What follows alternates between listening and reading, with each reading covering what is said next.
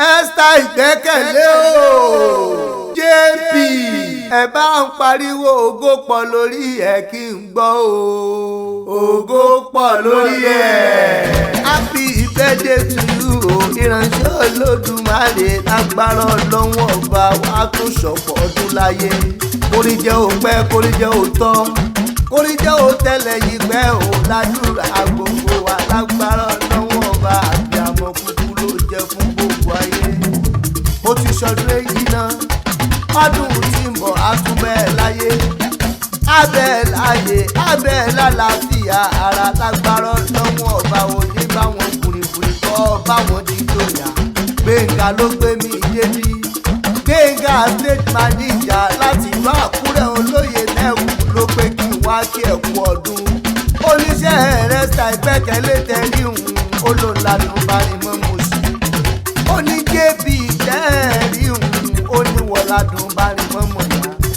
Ó kọ́mọdé mọ́ra ó kágbá alágbá mọ́ra lágbára Ọlọ́run ọba gbogbo ọmọ tó kàrẹ̀ jáde pátá láyé.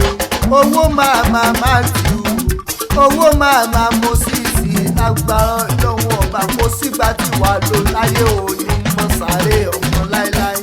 IFON kúkú ní ilé bàbá rẹ̀ ọmọ olúlógo làbèbè omi ọdún káàkàyà hàn ọmọ dúdú yé lókè yé lódò ọmọ olùfàdé o ìfòròlù ọmọ adéláwẹ̀ ọmọ àtòkò yúbọrúbọ ọmọ àgúnyán tòkò wa bóṣà ọmọ aládé tó ní ṣẹṣẹ fún ọmọ àtẹgí kíkẹ́ sóje ọmọ àtẹgbòǹgbò ọ̀nà sómi sùúrù láwẹ̀ ọmọ àtẹ ẹ̀kúta kókó tóró ọmọ aládé tó ní ṣẹṣẹ fún ọmọ mo níyọ nílé mú jàkẹ́.